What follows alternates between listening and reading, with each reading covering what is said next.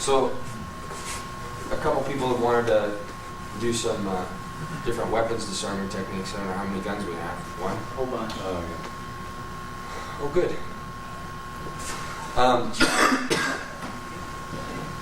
I think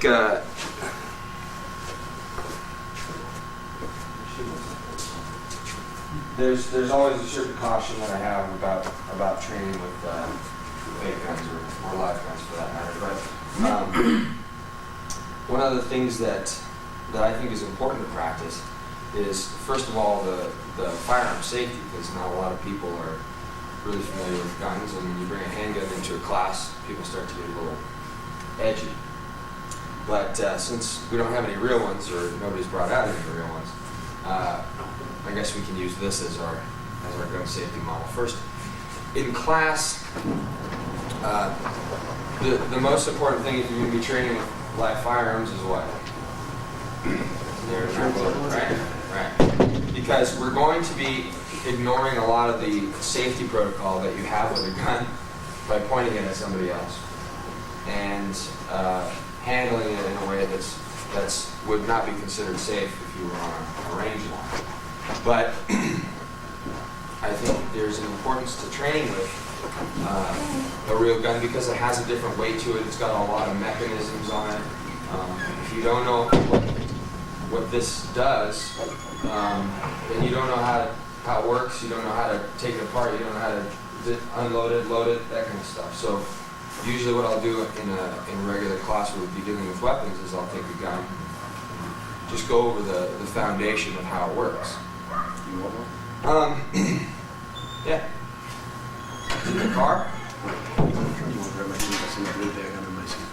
Where's your bag? Is it your Smith? Yeah. Okay. The real gun's going to have a different weight to it.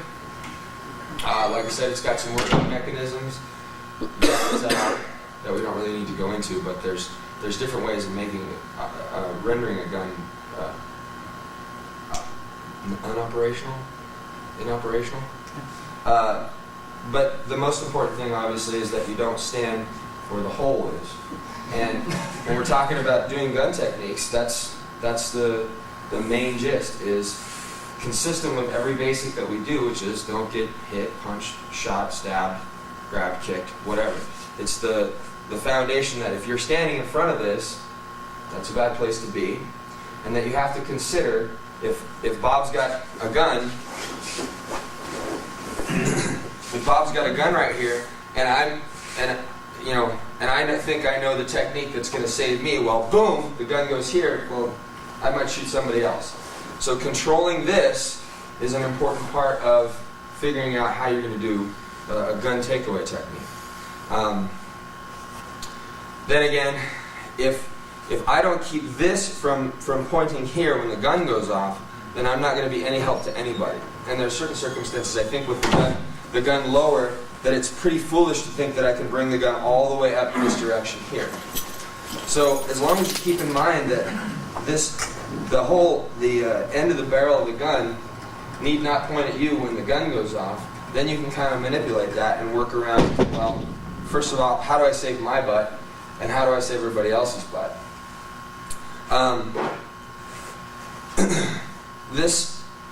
This has limitations. You know, I mean, if he's got a gun, you know, the likelihood is if he's across the room and he's pointing the gun at me, you know, there's not much I can do from here.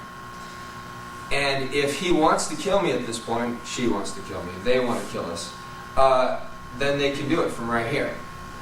So your best option is then to get in a position where you can take the gun, and it's not there. So at that point, you're going to pretty much do whatever you need to do. If this is pointed at me, if this little hole is pointed at any part of my body when the gun goes off, I'm screwed.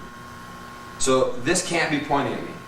And I have to be able to get in a position where, and I think a lot of times this gets missed, where I'm not making the person feel edgier about having the gun pointed at me. For example, if we teach technique that's going to involve taking the gun here, bang, it goes off, right? What I see all too often is that people start going, And that's the first reaction to him is, whoa, wait a minute. So what you want to do is the same way that you would offer up an opening to somebody. If you wanted them to, if you wanted him to grab, you know, the grab is there. I'm not gonna do this. You know, like if I want him to grab, I'm not gonna put all kinds of stuff out there that's gonna freak him out and make him not want to grab me. So I'm leaving an opening.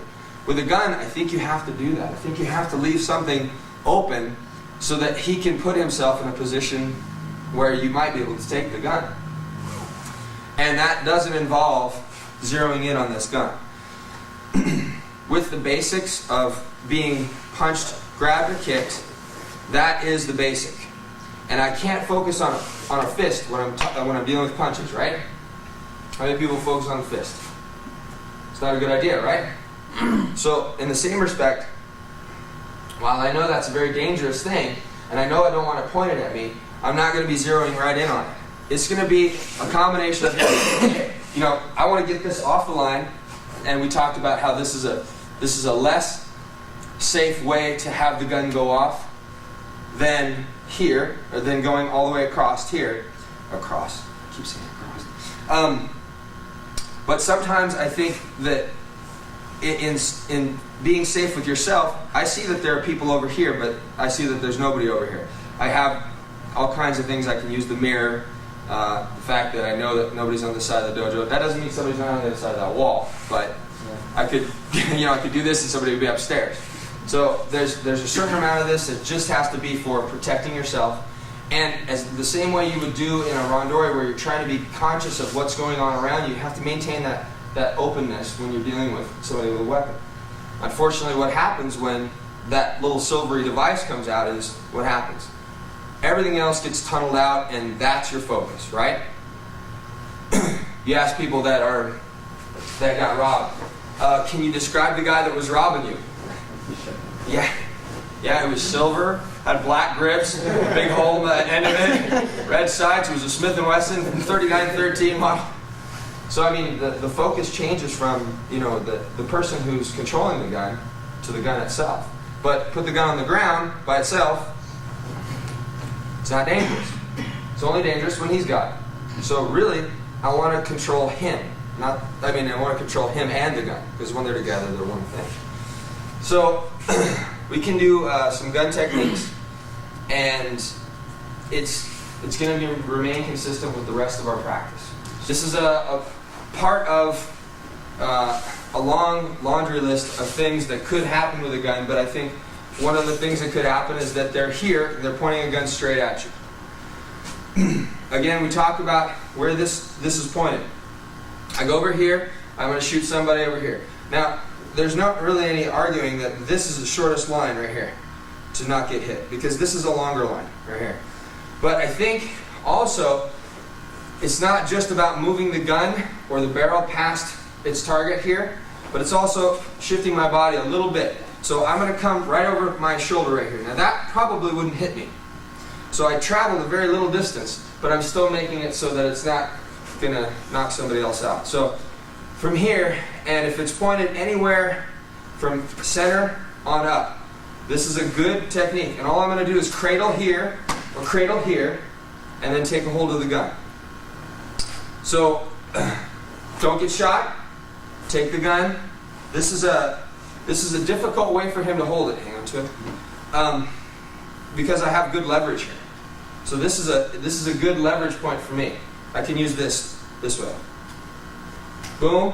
Take the gun here, and it's going to trap his finger in the trigger guard, which is going to be a little bit easier with those, but still take your time and don't hurt somebody. But now the gun's pointed in a safe direction, or at him, and then I can take, using this finger, I mean, if I take the finger off, that's great, but probably what I want to do is take the gun away, secure the gun or whatever, and go from there. So first and foremost is don't get shot. Bam. The lower this is, obviously, and the closer it is to me, the harder time I'm going to have putting it here. Okay? So you have to be realistic about this. From right here, though, he's not in a very safe position either. So he's probably not going to come here unless he has a hand on you and he's trying to threaten you this way. So in this position here, my safest move would be to get the gun off to the side. Another good thing to remember is your hands are no good here, and they're no good here. So you want to take up a posture of non-aggressiveness, nothing that he's going to feel threatened by, but that, hey. Now my hand's really close to the gun right now, so I have less of a distance to travel if I want to move the gun aside. But from a low position, I think probably this is a better opportunity here.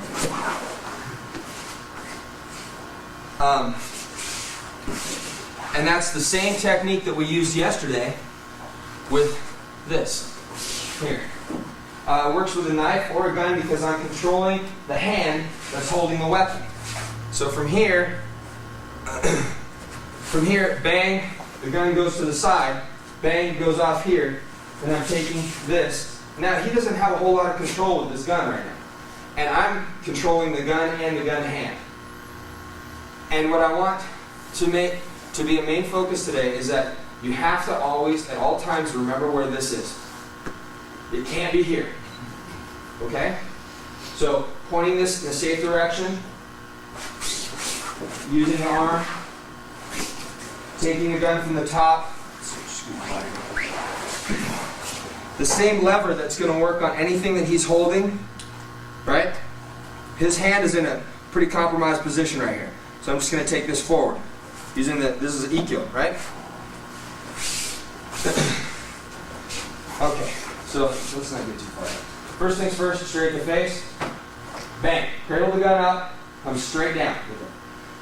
Just feel this lever right here. If they don't have their finger on the trigger, that's okay. If they do, it's going to trap it. If you do trap it and it doesn't come right off, degloving this finger, if it doesn't come right away, if it comes right away, there's no sense in doing the technique, right? You got the gun, now you're in control, and back away. But if his finger gets trapped, boom, if his finger gets trapped in there, you can either pull the gun off with the rest of his finger, or take Sankyo here, and you're just using the finger to control his hand. Straight in the face, bang, the gun goes off. Control the weapon.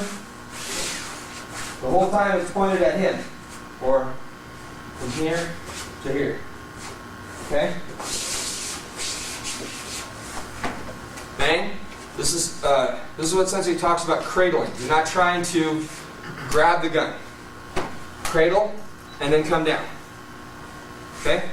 So let's just do that much. The cradle and come down. Cradle up, bang, and come down. Okay? We'll worry about the finger next, okay?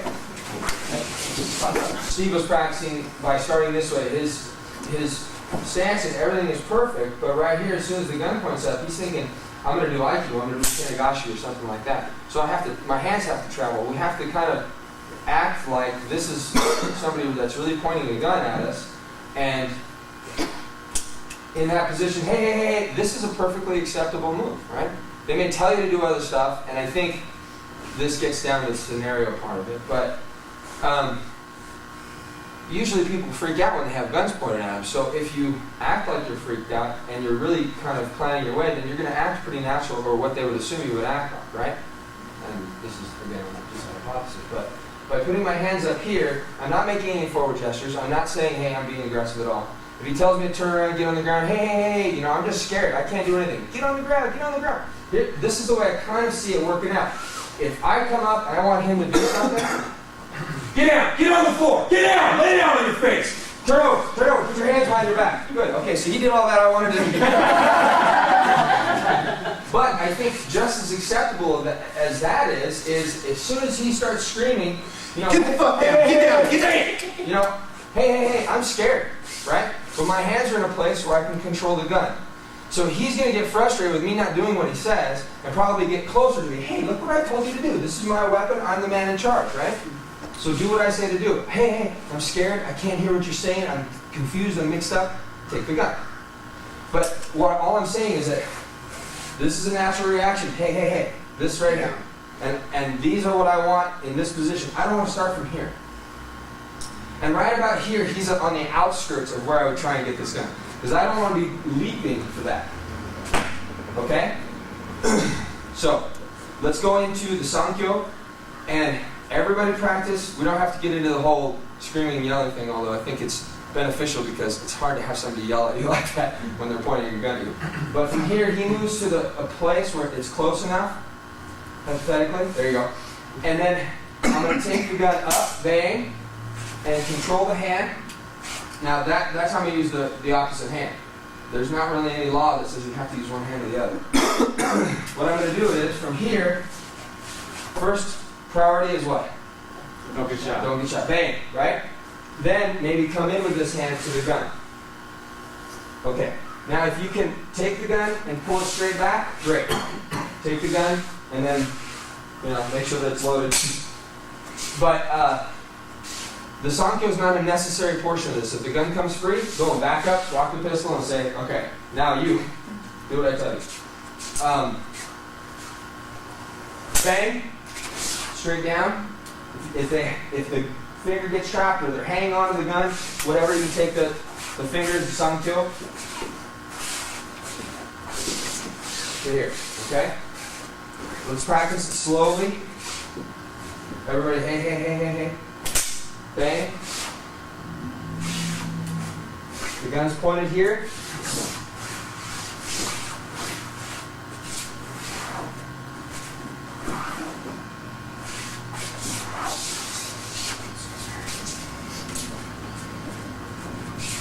So whatever hand's closest, bang.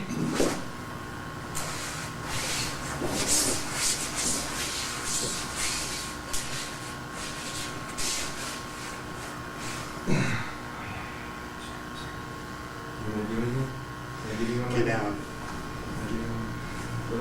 Shut your mouth. Shut your mouth. Anything you need.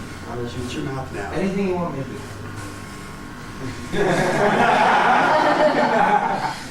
Okay, so again, don't get too far into the scenario, but this person at some point is going to make a move and get in a position or in a place where I can get the gun, so that I can practice this. And I want to be here. That's all. Hey, please don't. Right? Okay? Take your string, and we'll go to the next step. Either take the Sankyo or take the gun back. And end up, you with the gun. Okay? Yes, sir. I don't want to put the gun within his reach at all. Somebody that knows how to use a gun, you have to really gauge what you plan to do right now, because I think the majority of the people that are going to do this are going to do like what Wynn's talking about, like, hey, bitch, what are you doing? It's a power trip, right? They're not really like, it's not about, I need something to get done. Get over there, move over there. Exactly, you do what I say right now. Right now, I'm not looking to kill him, right? I'm just looking to get him to do something. And the power play is when somebody gets inside and they want to show you how powerful they are with using this gun. And then they may or may not think of, well, I'm within arm's reach. Because I think a lot of the people that would do that are probably not bright enough to be able to realize that you have some opportunities at that point. And if you're not getting any resistance, then there's no reason for them not to move in there. And just a hypothetical situation. Again, how many different situations are there? They're endless situations. So, one of the things that Wynn was talking about is dealing with somebody that's coming here, and it's probably going to be right here. Like right on top of the head or to the chest or whatever. And this is a show of force, right? This isn't a very good posture for shooting, or else you see competition shooters doing this, right? So it's not a good shooting posture, it's not a good combat posture, it's just a show of force. The same things apply. Bang, right? I need to make sure that this doesn't hit me when that hammer goes down, that goes off to a different direction. Coming up this way, it might be a bad idea, right? Because you can see that his hand is backing that up. So I would come here first, then come back up.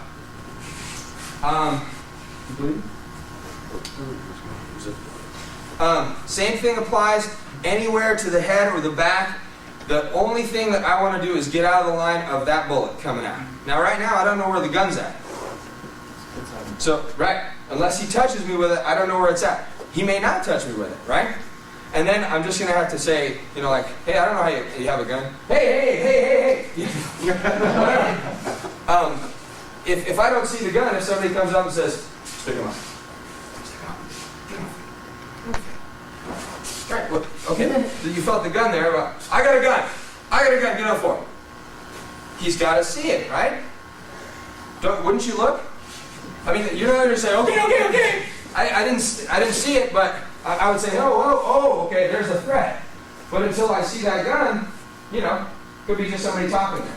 So same thing applies when when they're here. I mean, I don't know anything's wrong. Right now, nothing's wrong, right? You get hit by a bus, you didn't know anything different, you weren't watching, whatever. This, I don't know anything's wrong yet. Till what? Or says something, right? Stick them up, freeze, whatever. But at that point, I'm going to say, hey, whoa, okay, now I see the gun. So now I have a chance to redirect the angle of that gun. And since it's pointed right here, and I'm turning this way, probably the best angle is boom, here, right? Now, what Sam was doing was a pretty natural response. As soon as you see me going here, you're going to move back, right? So the idea is that once they get to a point where, okay, if they're actively looking at shooting you, bang, it goes off, and they move back, I have to follow them in. I have to move with them. Just like if you were,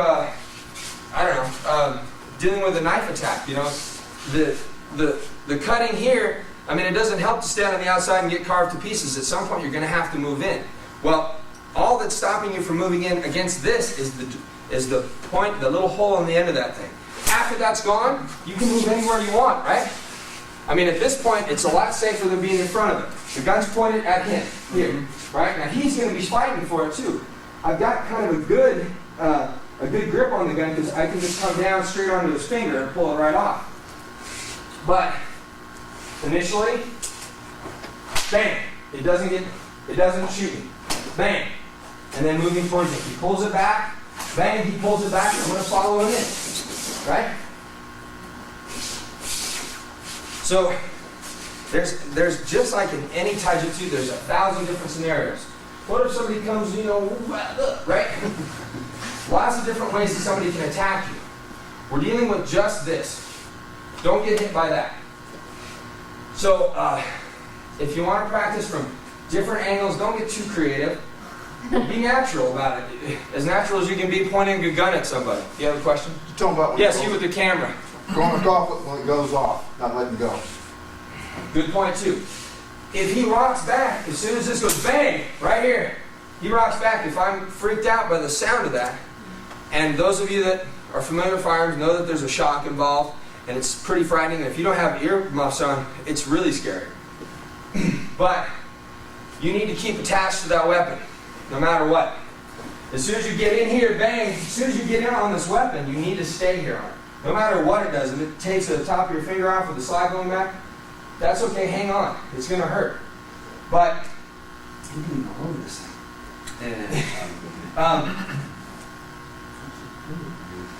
That's because yeah, thank God. But I don't want to let this go. What Wynn's referring to is that you can do all the avoidance in the world, like bang, but if I don't control that gun, the next move he's going to do is bang. So I need to be able to realize it's going to make a lot of noise, it's going to be scary, it may hurt my hand when I hit it, I may bleed, but you're not probably going to feel that. The biggest thing is going to be the sound of the gun. And you can't let go of it. There was a cop situation where the guy actually avoided getting shot with a gun. Oh, it was a turn. I just remember this because Sensei makes mention of it. When the gun's up in my face, right? Bang! The gun goes off. As soon as it goes off, it shatters probably this eardrum, the closest eardrum to it. I freak out. The guy rocks back and shoots the cop. So it's not just about being exposed to a lot of shooting, because cops are exposed to a lot of shooting too. It's going to be scary regardless. But what you got to do is, first, don't get shot. Second, don't let go of the gun. So this point becomes really crucial right now. And then to strip it, you're going to use the same exact things that we'll use when we're talking about using taijutsu. Okay? That's uncomfortable. That's uncomfortable. That's uncomfortable. This is uncomfortable. That's uncomfortable. All of that stuff, you've got a lever now with this gun that you didn't have before. Okay? So this movement is going to be a little bit easier. Right? Notice sometimes I'm coming with the back of the hand here. I'm just kind of breaking the grip back. bang, and then that makes this easier to bend right here. So wherever the gun's pointed,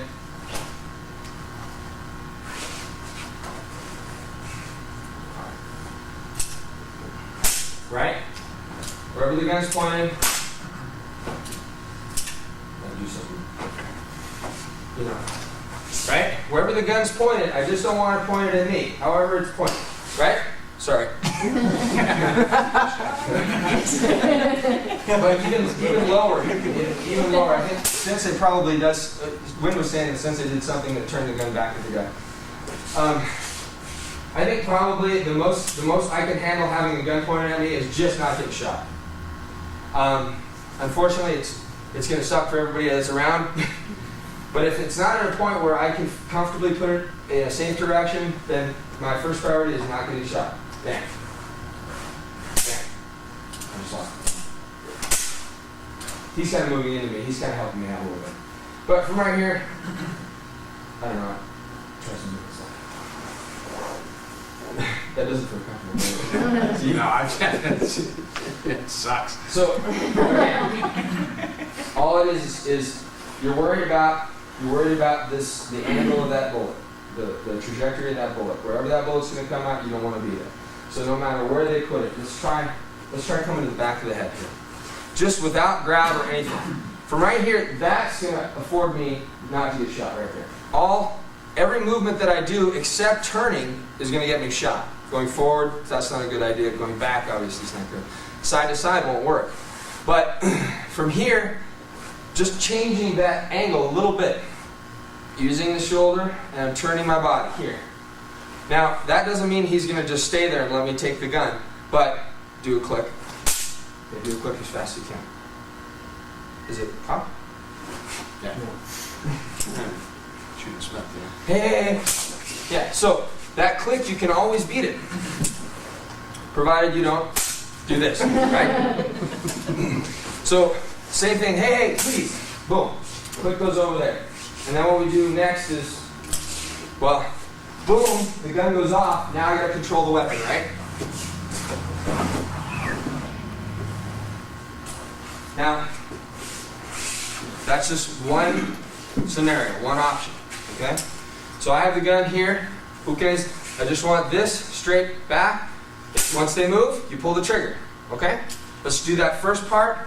And really try, as I'm really going to shoot him. As soon as he moves, bang. And he has to be able to turn and move in a way that he's not going to get shot.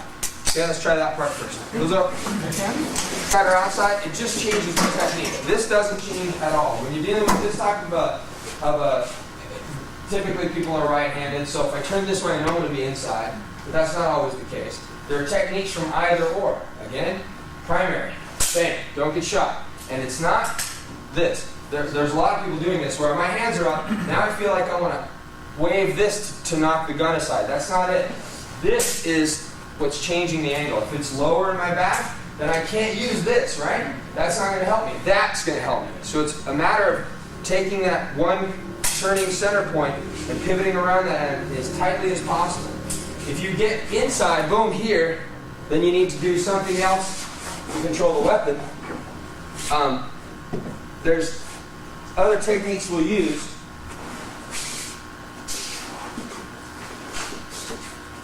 Atemi being one of the key elements here, just getting his attention away. Now controlling the gun. I can feel the gun out to the side here. This isn't a good way to be, right? So coming back, controlling the weapon, whatever.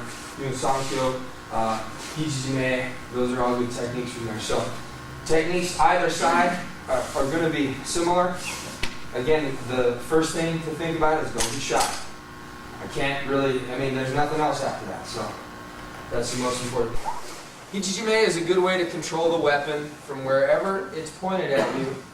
Here, here, here. What I'm going to do is, first off, turn, get out of the way of the bullet, and then control the hand, control the gun, attach myself to the gun this way. So this is a good control move right here. Okay, I've got a lot of control over his body. The gun is easily taken at this point using that leverage here.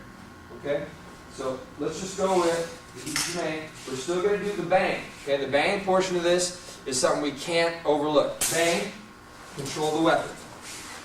Okay, take the weapon. If you want to take the person to the ground first, same thing applies as we did yesterday. You're going to be gentle on their elbow, even though they're trying to shoot you.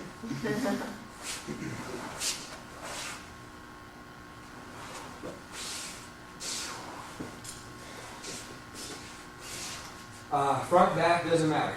Bang, control the weapon. Knee down. This should not be pointed here. Okay? Oh, watch your head. Hold on to that. You want to keep that.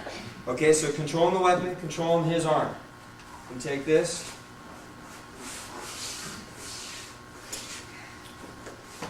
Let's start with the back because we haven't done the back yet. We're all going to go the same direction. Bang, control the weapon.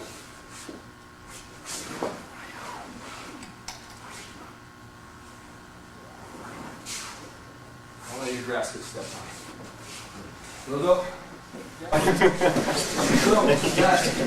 Kichijime is no different than without a gun. Turning.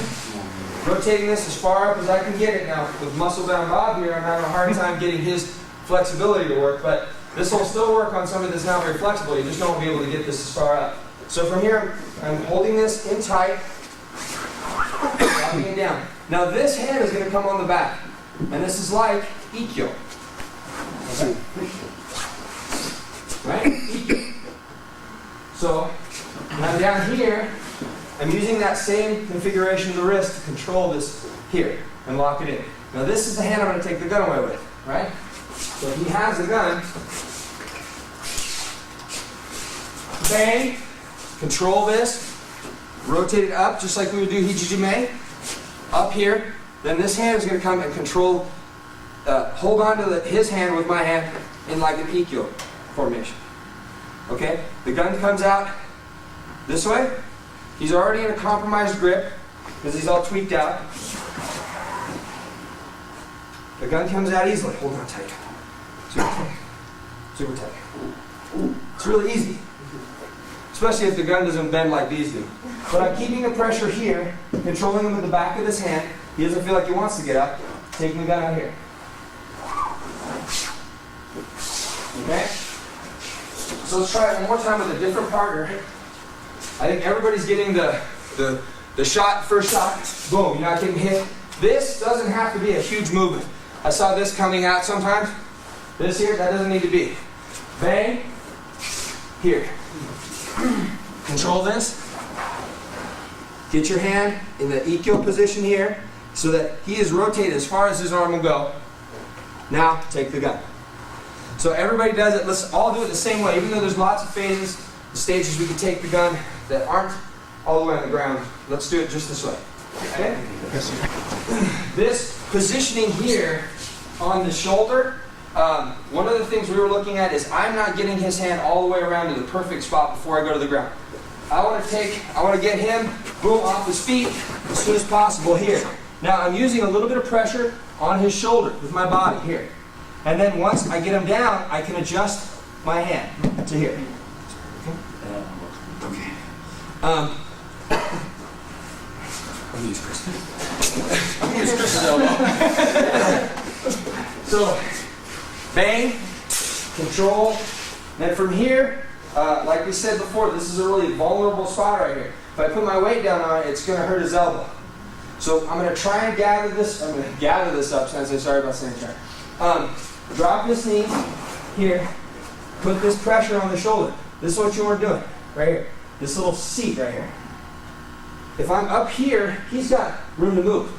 So take that away from him by sitting down on this. This rotates in, and it locks at his elbow. And how did you describe it?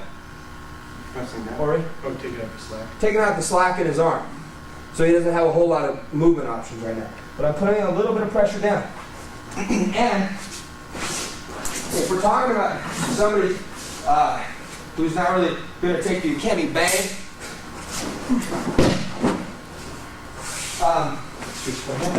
sorry, it's okay. That's it. if we're talking about somebody who's not necessarily going to work with you, that's okay too. And the likelihood is that they're going to fall similar to what was happening over here. Bang, and then they're not going to know how to fall, or they're going to go straight down. You're probably going to have to stick and land on it. That's probably going to do something not very nice to their elbow. But don't let go of that. And don't,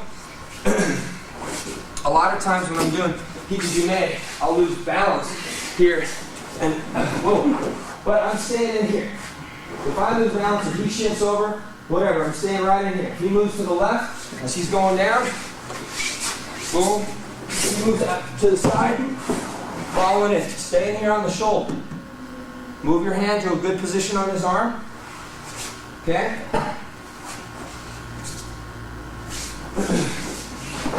Same thing with the gun. Ride it essentially all the way to the ground. Bang. Okay? So let's try it one more time with a different partner. I think it's good to get different heights, different weights, different flexibilities. Bang. Right? There's no tempi. My first reaction, and I was telling Bob and Steve this, is that if my first reaction is I'm not here, if I'm not outside of him and taking this arm, I'm going to be inside facing this, right? And that is what I want to take. The first thing I do when I turn inside, bang, is right here. Boom. If I get down, if I can get this elbow, that's great. If he falls backwards, I'm going to have to follow him inside and control his arm. That's okay too. But it should never be the reach. The reach sucks. Right? This doesn't do you any good. Right? First reaction, bam, right? Take the gun. And what I mean, Steve, by going fluidly and not using the strength, I know a lot of times we're trying to focus on getting the right, the proper hand position. Bang. He didn't feel a whole lot of crank on him that time. But one thing I got reading for my knee-down test is doing the pause here. So in demonstration, you're going to pause and point out stuff. When you're practicing it, practice slow and fluid. To the point where you take the gun, you back away, go to this point. This is the way I want everyone to do it, and then we'll switch. Then I go to the bottom. Bang. Don't pause, do it again. Bang. He takes the gun. He gets up in a safe way. Now it's my turn. Bang.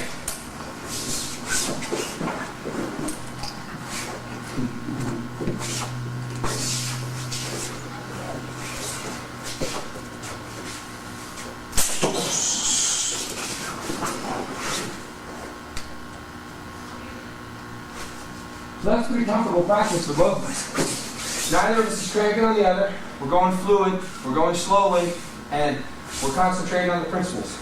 Aiming and control the weapon. Okay? So, one other is side of the head. Side of the head, same thing applies. This can't be here when the gun goes off, right? Bang. Do click. Do click. Right? I'm not suggesting you just use this. What we're going to do is, put it up there. This hand is going to slide here. Okay? It's tough to come across the body this way. It's a long way to go. But I can sink my body down and move my hand up to control this gun. Then I'm going to turn my hips, point the gun back at him. Here. I still like, if that gun doesn't go off, to control the gun this way. Right?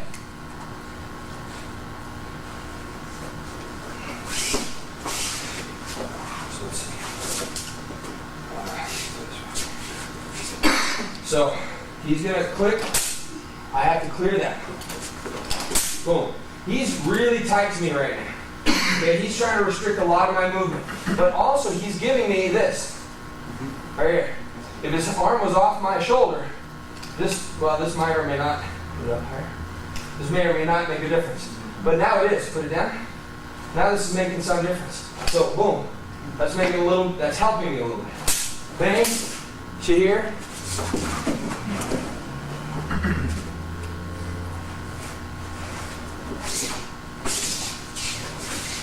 and then we switch. It's his turn to go.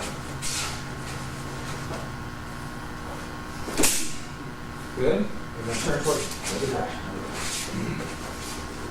Bang. Turn towards me. Put it right in my chest. Hopefully the second round is going into me. If not, take it. Drop it to the ground.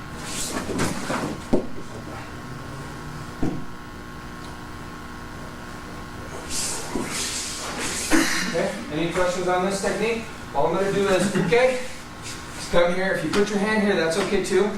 The idea is, you know, I'm not coming in like this, right? Okay?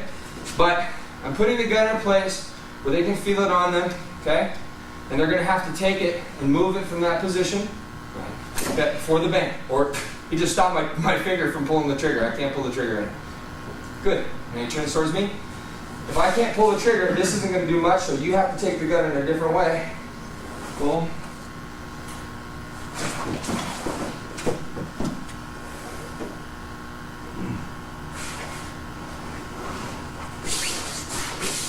Okay, so nugget. Here's a weapon. Point it out. I'm turning my hips this way. So he comes here, bang, turning my hips towards him. Like a strike, like a cut. Here. Bang, cut. So, bang, cut, control, right?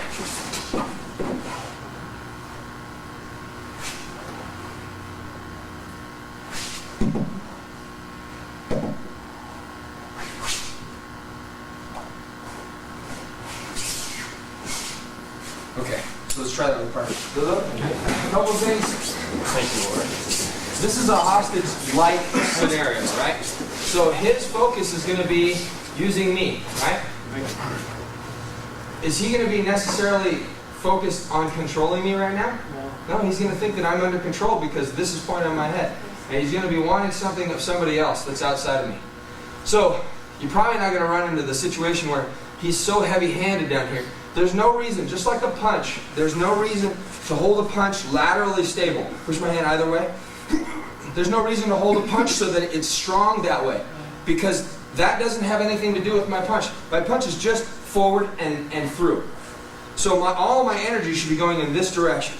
Nothing should be applied to holding it out here, which is sometimes why when we deal with karateka, somebody that's really formal, a stylized puncher, and here, hold it right out there, it's hard to get past this arm because it's being pushed in a direction towards you, right?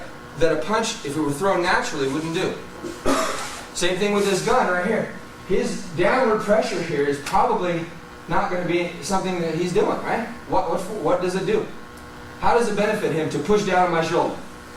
It doesn't. The only reason that we're doing that is because we know somebody's going to come up with it, right? So that's, I mean, I think if you're naturally into hostage taking,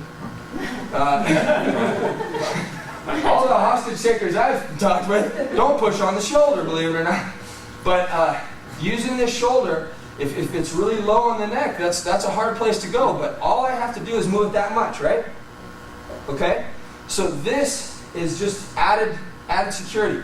My shoulder is really going to be doing a lot of the work right here. Now, it's different if the gun is here where it doesn't contact, right? Now I have to use the hand. So, all I'm saying is that every single thing that you do affects where this bullet's going to go. Okay, we have some shooters in here. How much does it take to change the direction of a bullet? How much do you have to move? You move a little bit, and at the end of the 25 yards is off the page, right? Well, all we have to do is move it just very, very slightly. That's enough, right there. That's enough. I would feel safer if it were here, but that may not be enough time. I may not have enough time to move it to here. So this is enough movement. Boom, it goes over there. Same thing here. I'm going to use everything. Boom, it doesn't hit me. Right? Did that hit me? No. So anything I can do to keep from getting hit, then control the gun. That's the whole idea. Is that you want to first not get shot, then control the gun. Those two things. And there's a billion different scenarios with, with knives and guns that that these few techniques are not going to apply in every situation. But if you can consider where the bullet's going to go when the gun is fired, you don't make the person sketchy or nervous. You do what you're told until it puts you in a position where you're going to die anyway, and then I think it's a good time to act. Control the gun. If you do get the first shot misses you, you control the gun after that. Take the gun. Use the gun, whatever. A lot of times when we're practicing weapons classes, we get to the point where you take the gun. Now what happens if I take the gun away from Bob and then I get the gun somehow and now I got this gun? Can I just shoot him? Not necessarily, no. Not necessarily. What does he have to do in order for me to be able to shoot him? Demonstrate an attack. He has to keep coming at me? Yeah. Okay. I think anything other than running the other way, if I were her, I'd shoot the guy. If I didn't have a safe area that I was in, you'd have to consider that. Anything he does overtly to you, once he knows that you have a weapon, means that he's really not thinking you're going to shoot him. And obviously you're going to use this saying, hey, don't move or I will shoot you. That's your first line of defense. Keep moving and I'll shoot you, and then you'll be forced to use this. But it's a good thing in your head to think of, well, first off, this is going to be loud. It's going to scare me. If I take the gun away, I'm going to have to do something with it. And that doesn't necessarily mean if the guy's on the ground and I'm so spazzed out that I'm just going to fill him full of lead. It means that I have to be in control even after I get this weapon away from him, and then do what needs to be done at that point. If he keeps coming, use your best judgment. I think, what do the laws say here? In Missouri, I don't know. Oh, we're Yeah, but pretty much common law would be the same. If they continue the attack, they've shown a mental state to use deadly force against you. And they brought this to the fight, which I think is another thing in your favor. You're probably going to be okay attacking. So, professional term? Yeah. When? I'd rather be tried by 6 than carried by 6. Tried by 12. 12 and carried by 6. Yeah, something like that, whatever. I like it. How come you didn't get that on video? Oh, no. You get me falling all over myself, and yet you can't get your stutter? No, not at all, buddy. My camera.